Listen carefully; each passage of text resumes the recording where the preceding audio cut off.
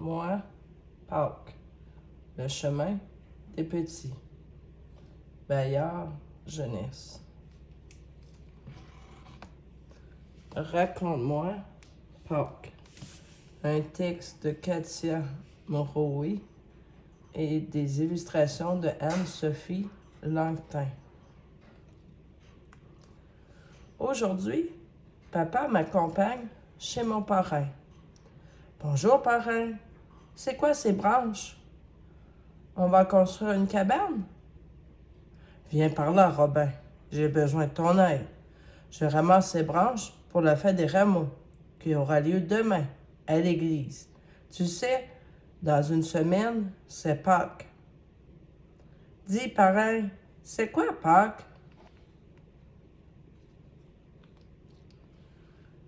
Tout commence, Robin, il y a près de 2000 ans. Jésus vient célébrer à Jérusalem pour célébrer une grande fête avec ses amis. La ville est pleine de monde. Lorsque la foule apprend que Jésus arrive, elle accourt de toutes parts et l'acclame avec des palmes à la main. Jésus est accueilli comme un roi. Depuis, en souvenir, les chrétiens apportent des rameaux le dimanche avant Pâques à l'église. Jésus monte prier au temple. Sur le parvis, il s'arrête et parle à la foule de l'immense amour que Dieu a pour tous les hommes de la terre. Il parle aussi du pardon que Dieu offre à chacun. Mais certains prêtres et scribes ne sont pas d'accord avec ce que dit Jésus. Alors, ils complotent contre lui et cherchent à le faire arrêter. Quelques jours plus tard, commence la Pâque, une fête très importante pour les Juifs. Jésus demande à ses amis de la célébrer tous ensemble. Jésus sent que ce repas est comme un adieu. Jésus récite une prière, puis il prend le pain, le partage et il donne à chacun de ses amis en disant « Prenez et mangez-en tous, ceci est mon corps. » Puis Jésus prend la coupe de vin et dit « Prenez et buvez-en tous, ceci est ma vie que je donne par amour, pour chacun de vous et pour tous les hommes de la terre. Quand je ne serai pas là, plus là, vous ferez ces gestes en mémoire de moi. » Judas, l'un de ses amis, l'un des amis Jésus, sort discrètement de la maison. Il part chercher les soldats qui viendront arrêter Jésus. Après avoir entonné les chants de fête, Jésus demande à ses amis de venir prier avec lui au jardin des Oliviers. Jésus sait que les soldats ne vont plus tarder et que bientôt il sera mis à mort. Ses amis se sont endormis.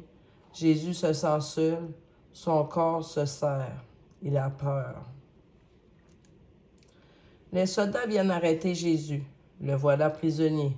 On se moque de lui et on lui donne des coups. Lui qu'on a accueilli comme un roi est maintenant traité comme un voleur. Jésus est condamné à mourir sur une croix. Marie, sa maman, est là, tout près de lui, mais elle ne peut rien faire pour le sauver. À bout de force, Jésus meurt. Ses amis descendent alors Jésus de la croix, et Marie l'accueille dans ses bras. Elle pleure, submergée par le chagrin. La nuit tombe, il faut se dépêcher. On ne peut pas laisser le corps de Jésus ainsi. Un de ses amis l'enveloppe d'un drap blanc et le dépose dans un tombeau creusé dans le rocher. Une lourde de pierre est roulée devant l'entrée. Le silence envahit la nuit et la tristesse gagne le cœur de chacun.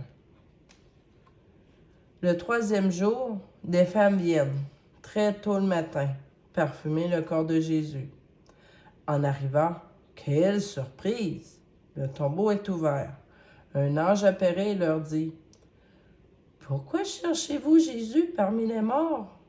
Il est vivant, comme il vous l'a dit. » Les femmes s'enfuient, effrayées, surprises. Comment est-ce possible? Oui, Jésus est vivant. Plusieurs de ses amis l'ont vu et reconnu. Au début, ce n'était pas facile d'y croire. Marie-Madeleine a pensé que c'était le jardinier. Pierre et Jean l'ont confondu avec un pêcheur au bord du lac. D'autres, à Emmaüs, l'ont pris pour un voyageur ordinaire.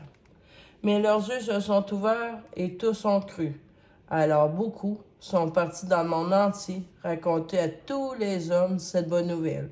Jésus qui était mort est revenu à la vie. Dieu l'a ressuscité.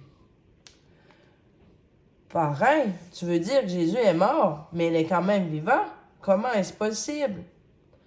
Moi, j'ai confiance en Dieu et je crois que la mort n'est pas la fin de la vie. Avec la résurrection de Jésus, Dieu nous dit qu'une vie nouvelle nous attend. Cette vie n'a rien à voir avec celle que l'on a connue sur terre. C'est un peu comme pour cette chenille, Robin. Elle disparaît dans son cocon, il finit sa vie de chenille et va renaître sous la forme merveilleuse du papillon. Ou bien, comme cette graine qui doit mourir sous terre pour donner naissance à une jolie fleur. Une semaine plus tard, c'est le jour de Pâques. Joyeuse Pâques, Robin! Regarde comme notre jardin éclate de beauté. Après l'hiver, la nature aussi reprend vie. Et nous, chrétiens, nous fêtons Jésus, vainqueur de la mort, vivant pour toujours. À Pâques, les chrétiens fêtent la résurrection de Jésus, son passage de la mort à la vie, de l'obscurité à la lumière. Ils se souviennent aussi de son amour infini et du don de sa vie. Il n'y a pas de plus grand amour que de donner sa vie pour ses amis, nous dit l'Évangile. Joyeuse Pâques, parrain! Est-ce que notre chenille est devenue papillon? File voir et ensuite rejoins-nous. Il y a des œufs en chocolat ramassés. Alléluia!